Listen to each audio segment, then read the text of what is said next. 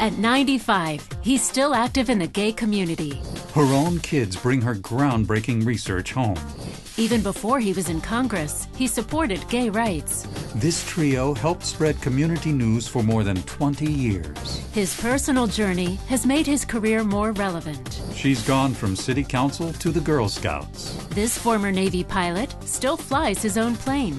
These 9 noteworthy people are Equality Virginia's Outstanding Virginians for 2013.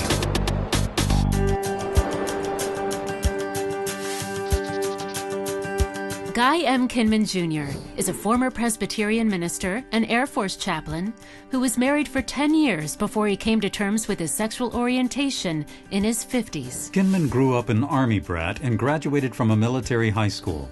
Since he had no career plans, his mother suggested the ministry. So he attended seminary and accepted a job with a Presbyterian church in Illinois. During the Korean War, he was accepted into the Air Force as a chaplain, where he served for 6.5 years. In 1962, he moved to Richmond, where he got married. After 10 years, he was able to end his marriage and be himself as a gay man.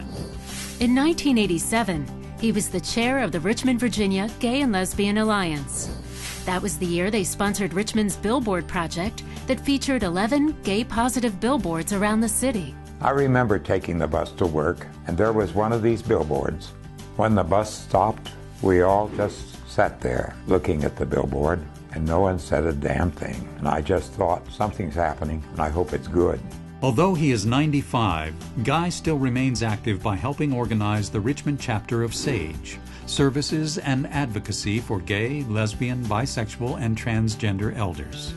The Virginia Historical Society and the Gay Community Center of Richmond created the Guy Kinman Research Award to promote historical scholarship on LGBT issues. I'm really very grateful. My life has been very, very full.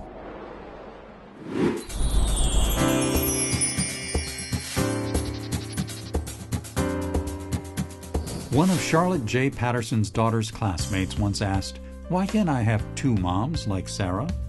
Underscoring the fact that good parenting is crucial and that children just want loving, attentive parents. More than anyone, Charlotte's research on the emotional health of children in same-sex households has dispelled the misconception that heterosexual parents are necessary for children to grow up well-adjusted. Family diversity is a growing reality all around us.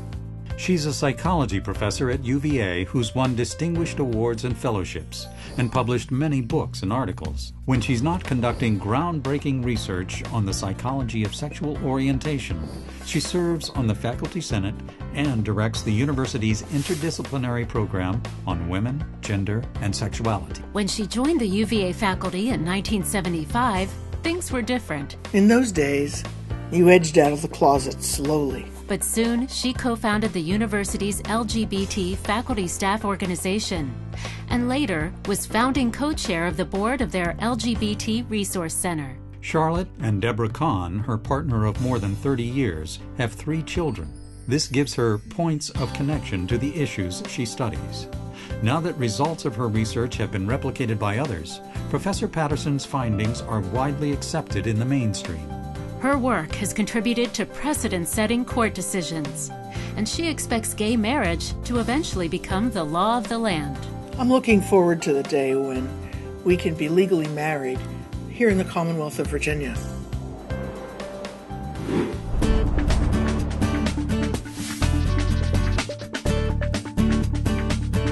James P. Moran, the oldest of 7 children, was born in Buffalo, New York, and grew up in Massachusetts. After a brief career as a stockbroker and receiving a master's in public administration, he moved to Washington, D.C., where he worked several jobs in the federal government. In 1979, he was elected to the Alexandria City Council. 6 years later, Moran was elected mayor of Alexandria and was re-elected in 1988. His first official stand as an ally of the LGBT community was as mayor, when discrimination against city employees was prohibited. He was elected to the U.S. House of Representatives in November 1990, defeating a 5-term Republican incumbent. Congressman Moran is now serving his 12th term representing Virginia's 8th District. He serves on several important committees. He is a founding member of the LGBT Equality Caucus, and he opposed the Defense of Marriage Act in 1996. In Congress, he co-sponsored the Employment Non-Discrimination Act that passed the House in 2007. He also supported the passage of the Matthew Shepard and James Byrd Jr. Hate Crimes Prevention Act of 2009 and the Don't Ask, Don't Tell Repeal Act of 2010. I find that the people that I most want to be with are those who had the courage to be themselves and to love who they were meant to be. They turned out to be the most interesting, the most honest, and frankly, the most fun to be with. They're the kind of people that this world needs.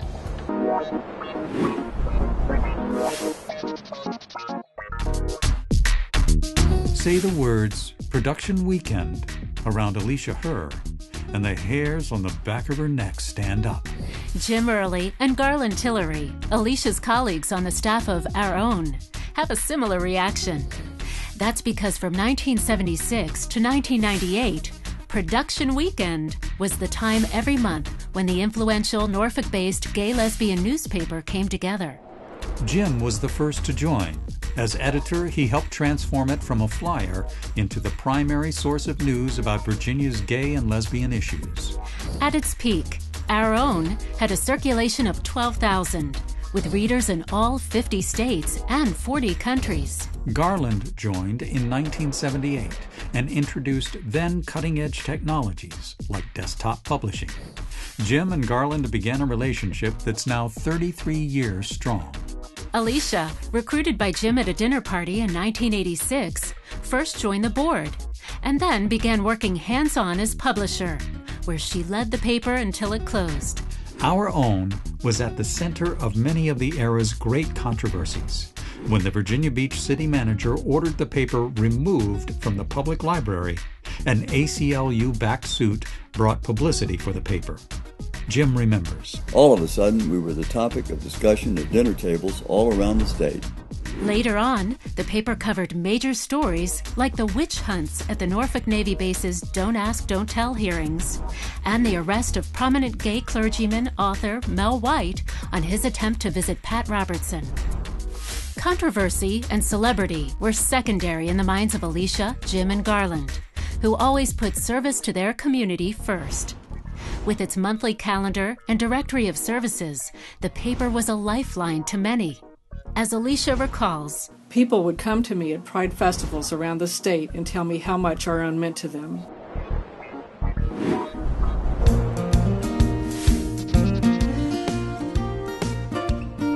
Ted Heck is a leader in the campaign to build violence-free communities in Virginia. In 2011, he was honored as one of 30 voices for 30 years from the state's leading anti-domestic violence program. Ted has served on the Action Alliance since 2004, when he attended a training session about violence in LGBT communities. He also founded the Virginia Anti-Violence Project, which he regards as his greatest source of pride. As a child, he was highly influenced by his mother, a politically engaged Quaker. He remembers attending ERA rallies and sit-ins with her. Ted's social justice commitments dovetail with his career in public health. For the last 7 years, he's worked for the Virginia Department of Health, where he coordinates their efforts with the Transgender Advisory Group of the Virginia HIV Community Planning Group. He also publishes the Virginia Transgender Health Newsletter. Ted's personal journey has given him a special perspective on the needs of the LGBT community. Growing up as a female-bodied person who had always identified as male, in graduate school, Ted began to see that gender transitioning was a real possibility. During and after the transition, Ted could only find entry-level jobs despite his master's degree. After joining the VDH as a health educator, he showed his skills as an administrator and was offered his current position as a contract monitor. I feel like my understanding of the circumstances faced by sexual minorities and transgender populations has really helped me succeed in the field of public health. I know these populations pretty well, and I can help service providers around the state make connections with them.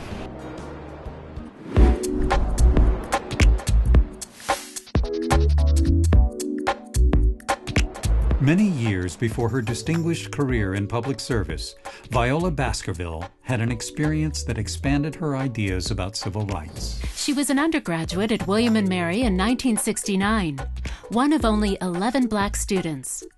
One of her classmates was a young white man who, unlike some, was friendly. One night, he confided that he was gay. To admit to such a thing in Virginia in that day was unheard of. It was like a light bulb went on. I couldn't fathom how people could be despised for differences they could not control. When she was elected to the Richmond City Council, one of her first votes was for a resolution that included sexual orientation in response to a rash of hate crimes in the city. When she was in the House of Delegates, she sponsored 3 bills prohibiting employment discrimination on the basis of sexual orientation. None made it out of committee. As Governor Tim Kaine's Secretary of Administration, Viola spoke up for the inclusion of domestic partners in state health plans and made impassioned public statements against the state's marriage amendment. In 2012, Secretary Baskerville took a position as interim CEO of the Girl Scouts of the Commonwealth of Virginia. Girl Scouting, she points out, has a 100-year tradition of promoting equality and inclusion. It's remarkable how far we've come in just the last 5 years, which is not to say that individuals can just stand by and wait. We've got to keep up the drumbeat, and pretty soon we'll have a whole loud band that no one can ignore.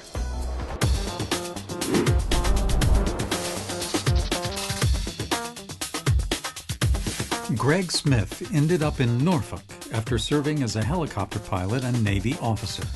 His military career was cut short by his sexuality, even though he was not pressured to inform on fellow sailors.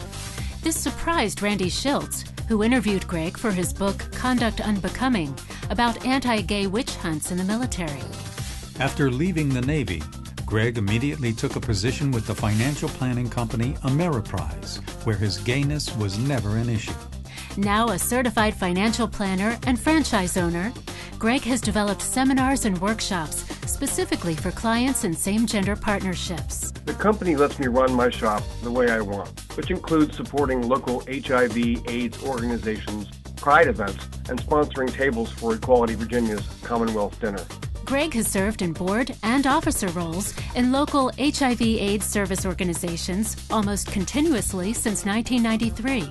He still flies his own single-engine Cessna and has served a leadership role in the National Gay Pilots Association, which has been instrumental in helping airlines craft LGBT-friendly policies.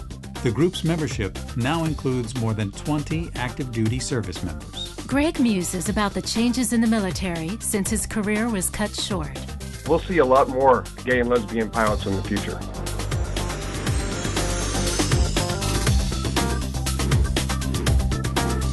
Congratulations to Equality Virginia's Outstanding Virginians for 2013.